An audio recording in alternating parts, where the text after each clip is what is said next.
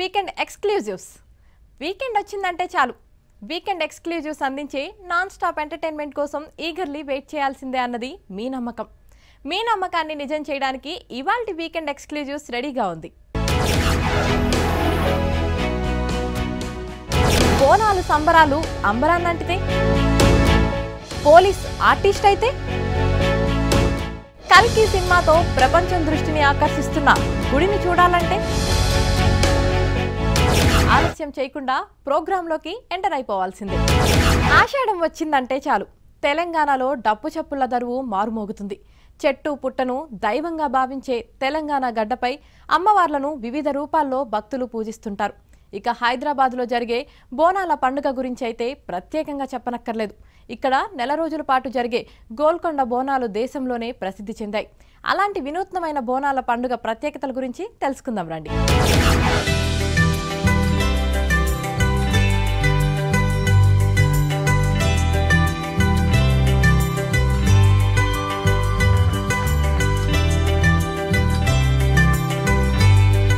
తెలంగాణ రాష్ట్రంలో ఆషాఢం వచ్చిందంటే చాలు ప్రతి ఒక్క వీధిలో, ప్రతి ఒక్క వాడలో, ప్రతి ఒక్క సిటీలో కూడా మనకి ఎక్కువగా వినిపించేది డప్పు సప్పుళ్ళు, పోతరాజుల విన్యాసాలు, తొట్టెల ఊరేగింపు, బోనాల సందడి. బోనాల పండగ తెలంగాణ రాష్ట్రంలో మొదలైపోయింది. ఈసారి ఏర్పడినటువంటి రేవంత్ సర్కార్ బోనాల పండగని అంగరంగ వైభవంగా చేయాలంటూ ఇప్పటికే నిర్ణయించుకుంది. మరి బోనాల పండగ అంటే మొదటిగా మనకు గుర్తొచ్చేది ఏంటి? అందరూ తలపైన పెట్టుకెళ్ళేటటువంటి బోనం. ఆ బోనమే బోనాల పండగ మొత్తంలో కూడా ఎంతో విశిష్టమైనది. మరి అసలు ఈ బోనాల పండగకి ఏదైతే బోనం సమర్పిస్తారో ఆ కుండలు, మట్టి కుండలు ఎలా తయారు చేస్తారు, ఎక్కడ తయారు చేస్తారు, ముఖ్యంగా గోల్కొండలో ఉన్నటువంటి బోనాలకి అంటే ఈసారి జగదాంబిక అమ్మవారికి సమర్పించడానికి ఒకే ఇంటి నుంచి దాదాపు 500కు పైగా ఆ కుండలను తయారు చేస్తున్నారంట. అసలు పూర్తి దీని చరిత్ర ఏంటో అడిగి తెలుసుకుందాం. ప్రజెంట్ మనం ఆల్రెడీ లతక్క వాళ్ళ ఇంటికి వచ్చేసాము, కుమ్మరి వాడికి వచ్చేసాము. ఇక్కడ చూడొచ్చు పెద్ద ఎత్తున మనకి ఇంట్లోకి రాగానే చక్కగా అమ్మవారు దర్శనం ఇస్తున్నట్టుగా చక్కగా బోనాలకి సంబంధించినటువంటి కుండలు ఏవైతే ఉన్నాయో అవన్నీ కూడా కనిపిస్తున్నాయి. మరొక వైపు అక్క చక్కగా ఏదైతే కుండలు ఉన్నాయో వాటిని మట్టి కుండలను చక్కగా అందంగా పెయింటింగ్ వేస్తూ కూడా తయారు చేస్తున్నారు. ఇల్లు మొత్తం కూడా ఎక్కడ నిల్చోవడానికి ప్లేస్ లేదు, చుట్టూ కూడా మనకి కుండలే కనిపిస్తున్నాయి. అసలు ఏంటి అక్క ఏ విధంగా తయారు చేస్తుంది, ఎన్ని తయారు చేశారు, ఇదంతా కూడా అడిగి తెలుసుకుందాం. ప్రస్తుతం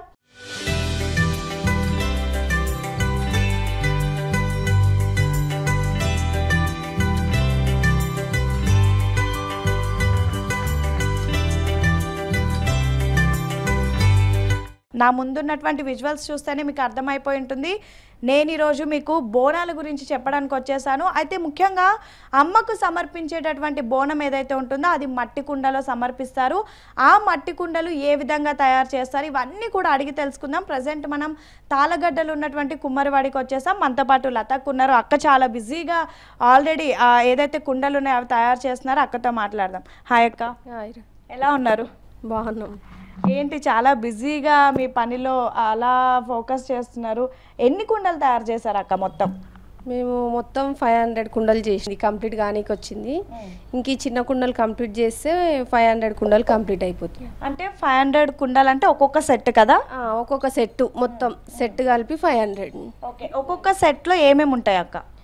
ఒక్కొక్క సెట్లో పెద్దది నైవేద్యం చేసే కుండ ఉంటుంది. కుండ పైన అమ్మవారికి శాఖ పెట్టడానికి మధ్యన కుండ ఉంటుంది, దానిపైన కంచులు అని దీపం పెట్టడానికి. ఈ మొత్తం 3 కలిపి పెద్ద ఒక సెట్ బోనం సెట్ అవుతుంది. Okay okay. మొత్తం ఈ 500 బోనాల సెట్లు ఏవైతే ఉన్నాయో ఇవన్నీ మీరు ఎప్పుడు అక్కడ గోల్కొండలో ఇస్తారు?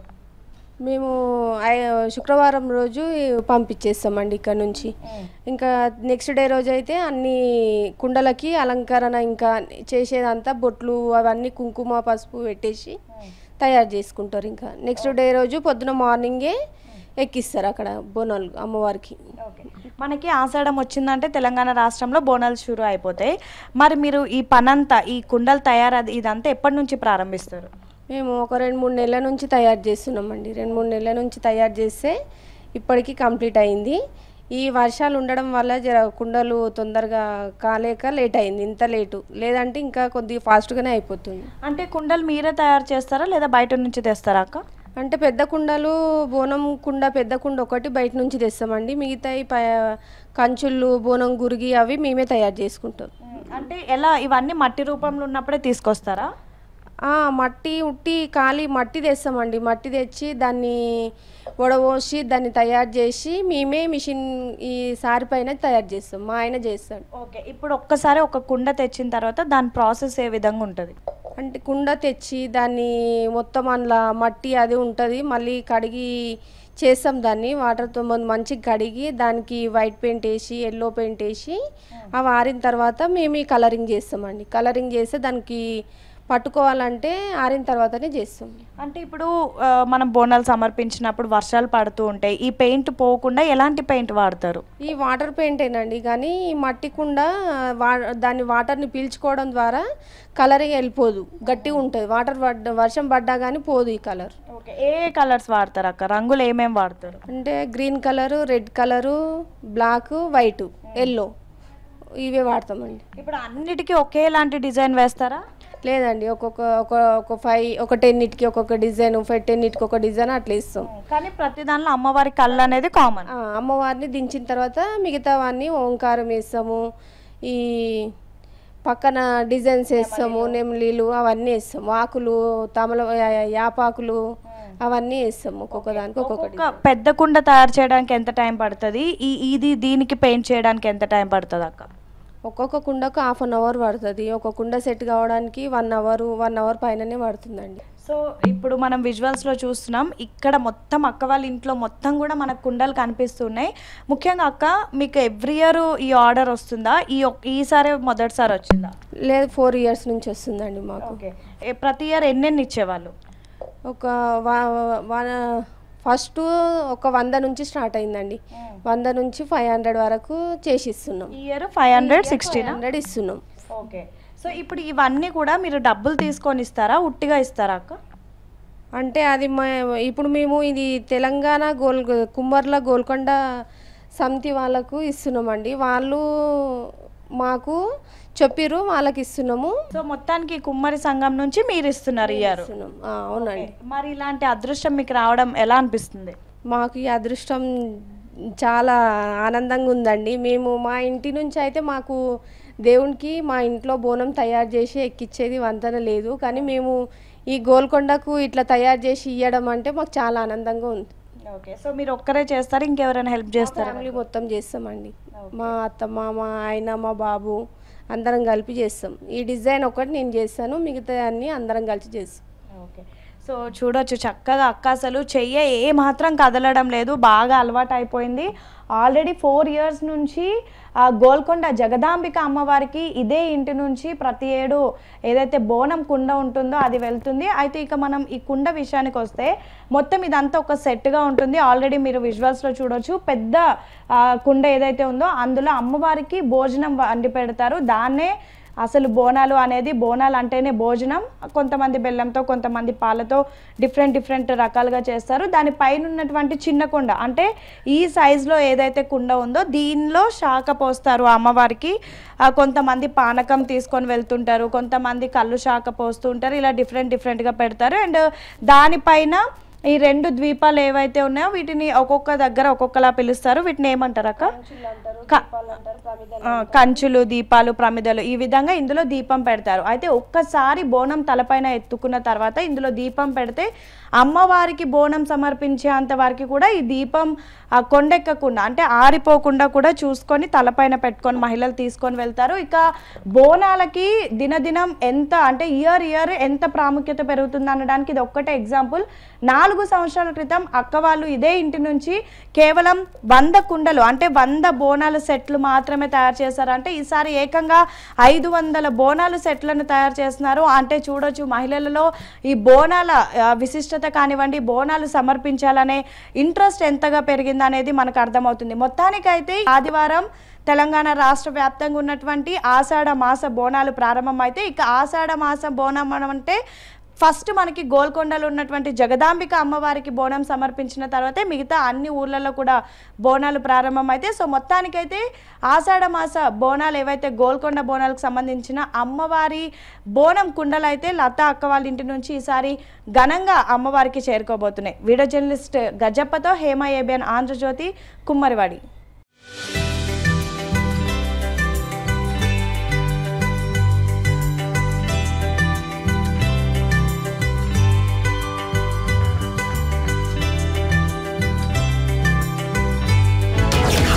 చాలా మందికి విభిన్న రంగాల్లో ఆసక్తి ఉంటుంది.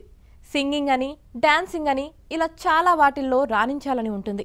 కానీ అది అందరికీ సాధ్యం కాకపోవచ్చు. ఎన్నో కారణాలతో ఇష్టమైన రంగంలోకి వెళ్ళలేక మరేదో చోట ఉద్యోగాల్లో స్థిరపడిపోయిన వారు కోకొల్లలు.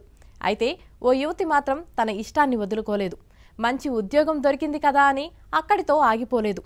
ఓవైపు ఉద్యోగ బాధ్యతలు నిర్వహిస్తూనే మరోవైపు అబ్బురుపరిచే పేపర్ డాల్స్ను రూపొందిస్తూ ఆశ్చర్యపరుస్తున్నారు.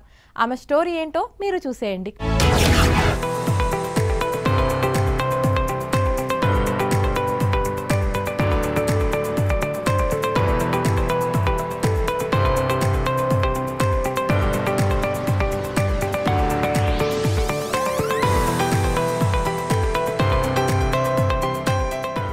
హైదరాబాద్ మహానగరం అంటే చాలా మందికి ట్రాఫిక్ గుర్తొస్తుంది.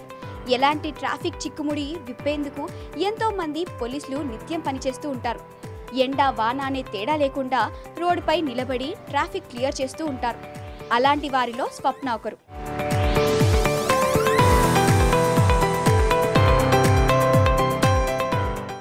రాళ్లతో అందమైన బొమ్మల్ని చెక్కేవారు కొందరైతే మట్టి ముద్దలతో చేసేవారు మరికొందరు. ఇంకొందరు మైనంతో చేస్తారు. కానీ హైదరాబాద్కు చెందిన ఓ యువతి మాత్రం తెల్లని కాగితాలతో అద్భుతాలు సృష్టిస్తోంది. నిత్యం ట్రాఫిక్లో ఉద్యోగం చేస్తూ తన కలను సాకారం చేసుకుంటోంది. పని ఒత్తిడి, మానసిక ఒత్తిడి నుంచి బయటపడేందుకు పేపర్తో సరికొత్త రూపాలకు ప్రాణం పోస్తోంది.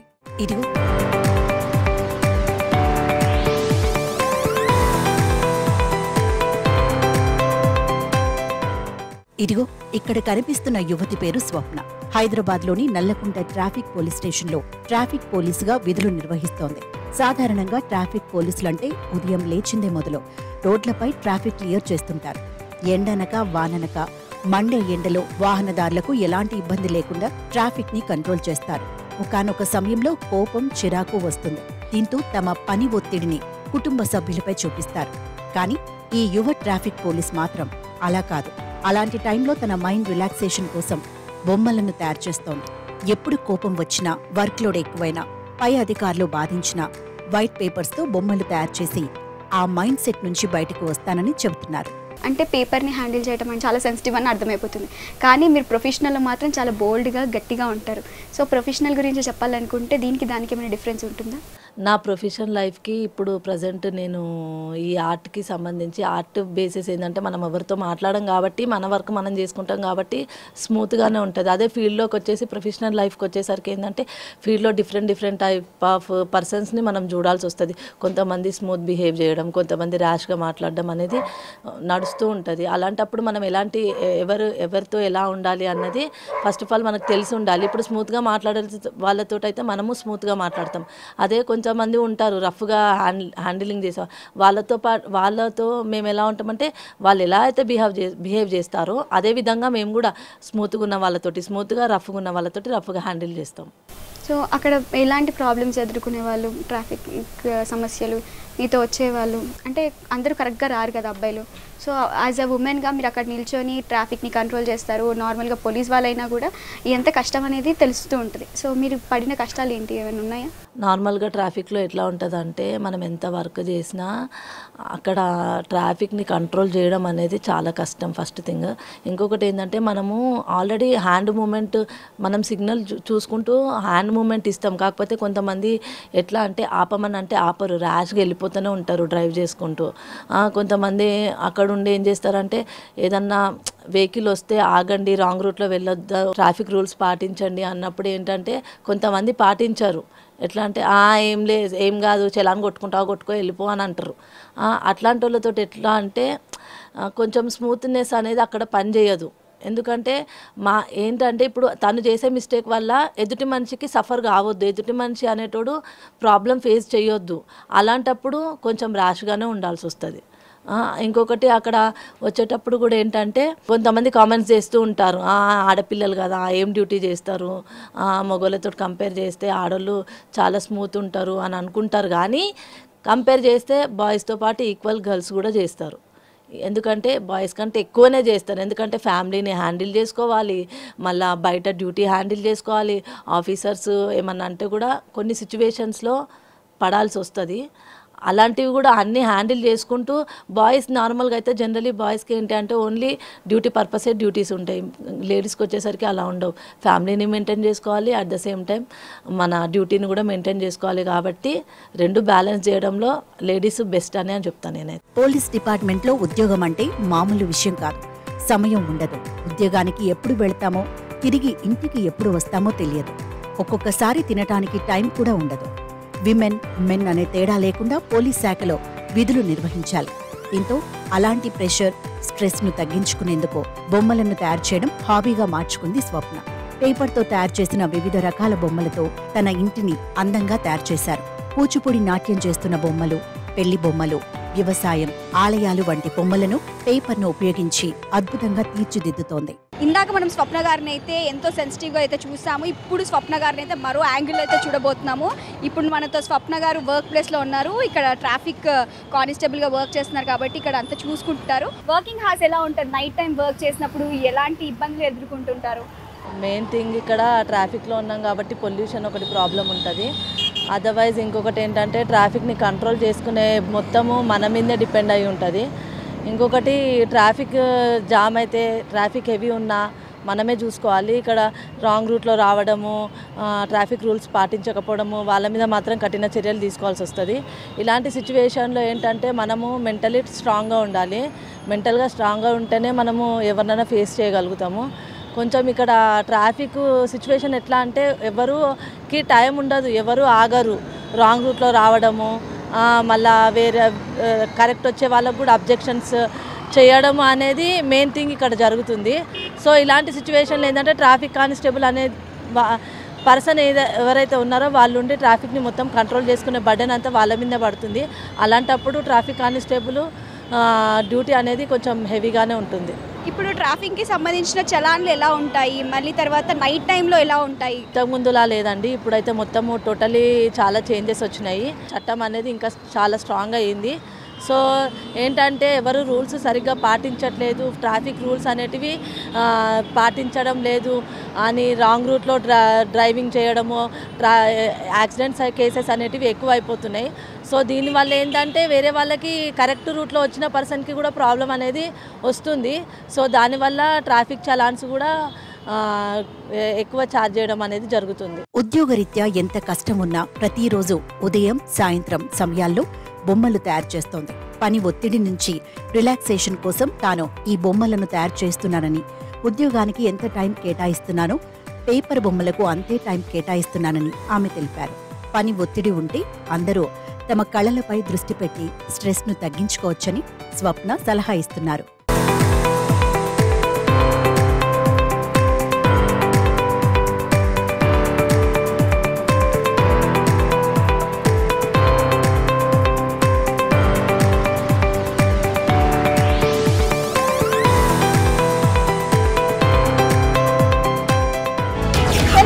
స్థాయిని హాలీవుడ్ రేంజ్కు తీసుకువెళ్లిన సినిమా కల్కి.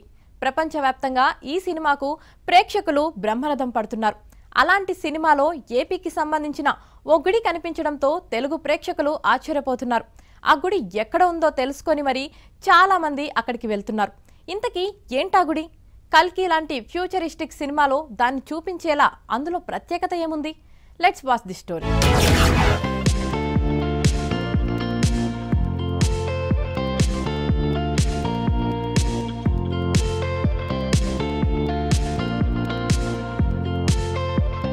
ప్రపంచవ్యాప్తంగా నెల్లూరు జిల్లాలోని చేజర్ల మండలం పెరుమాళ్లపాడు గ్రామం ఇప్పుడు హాట్ టాపిక్ అయింది. దీనికి కల్కి సినిమానే కారణం. ఈ ఊరికి సమీపంలో పెన్నా నది ఇసుక దిబ్బల్లో తిరుమలపాడు అనే గ్రామం, నాగేశ్వరాలయం ఉండేవి. అవి కాలక్రమేణా ఇసుక దిబ్బలో కలిసిపోయాయి. ఇటీవలి అదే ఆలయం వద్ద కల్కి సినిమా దృశ్యాలు చిత్రీకరించారు. ఇసుక దిబ్బల్లోని ఆలయం దృశ్యం సినిమాలో తక్కువ సమయం కనిపిస్తుంది. ప్రభాస్ మూవీలో ఉన్న ఈ ఆలయాన్ని చూసేందుకు పెద్ద సంఖ్యలో యువత వస్తున్నారు. సెల్ఫీలు, వీడియోలు తీసి సోషల్ మీడియాలో వైరల్ చేస్తున్నారు. దాంతో పెరుమాళ్లపాడు మోస్ట్ ఫేమస్ అయింది. శ్రీ పొట్టి శ్రీరాములు నెల్లూరు జిల్లా చేజర్ల మండలంలో పెన్నా నదిని ఆనుకుని ఒకప్పుడు తిరుమలపాడు గ్రామం ఉండేది. ఆ గ్రామంలో నాగేశ్వర ఆలయం ఉంది. ఆ ఆలయాన్ని పరశురాముడు నిర్మించాడని స్థానికులు చెబుతున్నారు. పరశురాముడు పెన్నా నది వెంబడి నిర్మించిన 101 శివాలయాల్లో ఇది ఒకటి. ఈ ఆలయానికి 400 ఏళ్ల చరిత్ర ఉంది. పెన్నా నదిలో వరుసగా వరదలు రాగా ఊరంతటినీ ఇసుక కప్పేసింది. ఆలయం కూడా కాలగర్భంలో కలిసిపోయింది. గ్రామస్తులు కొంత దూరంలో ఊర్ని నిర్మించి పెరుమాళ్లపాడుగా పిలుచుకోవడం మొదలుపెట్టారు. ఇక కరోనా సమయంలో ఇసుక అక్రమ తవ్వకాల వల్ల ఈ నాగేశ్వర ఆలయం పైభాగం బయటపడింది. ఖాళీగా ఉన్న యువకులు యంత్రాలతో ఆ ఇసుకని కొంతమేర తవ్వించి ఆలయాన్ని వెలుగులోకి తెచ్చారు. అప్పట్లో పెరుమాళ్లపాడు హాట్ టాపిక్ అయింది.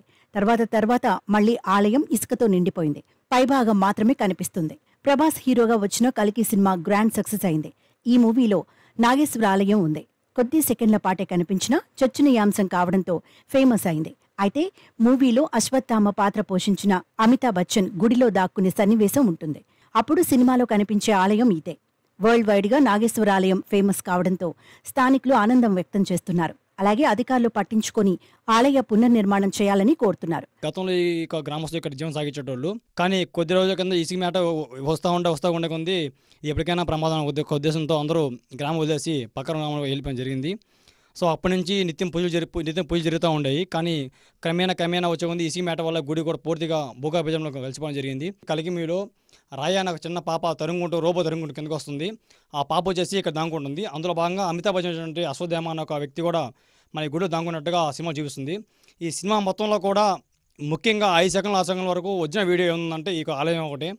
నెల్లూరు జిల్లాలో ఈ మన గుడి గురించి రావడం అనేది మనం చాలా గర్వంగా ఫీల్ అయ్యే విషయం కూడా ఉంది. మా దేవాలయంలో ఒక చిన్న పోర్షన్ తీబట్టే ఆ సినిమా అంత ఇదిగా ఆడుతుందనేది కూడా మేము చాలా గర్వంగా ఫీల్ అవుతున్నాము. ఆ సినిమా తీయడం వల్ల మా గ్రామం కూడా ఆంధ్రప్రదేశ్ రాష్ట్రం అంతటా మొత్తం అందరికీ ఈ పెరుమాళ్లపాడు గ్రామంలో ఒక ఈశ్వరుడి దేవాలయం ఉందని ప్రతి ఒక్కరికి తెలిసింది.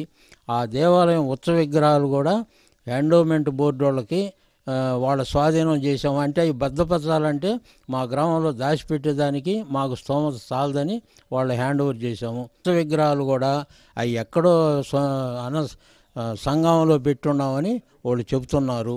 కాబట్టి మా దేవాలయం కూడా పునరుద్ధరించేదానికి మాకు ఇప్పుడు రాష్ట్ర దేవాదాయ శాఖ మార్చులు నిన్న మా ఊరికి వచ్చి కూడా పెన్షన్లో ఇచ్చేదానికి నేను చేస్తాను అని హామీ ఇచ్చారు. 100 ఏళ్ల చరిత్రను కనుమరుగు కానియొద్దని పలువురు కోరుతున్నారు. కల్కి సినిమా ద్వారా ప్రపంచానికే పరిచయమైన ఈ గుడి పునరుద్ధరణకు నోచుకోవాలని కోరుకుంటున్నారు.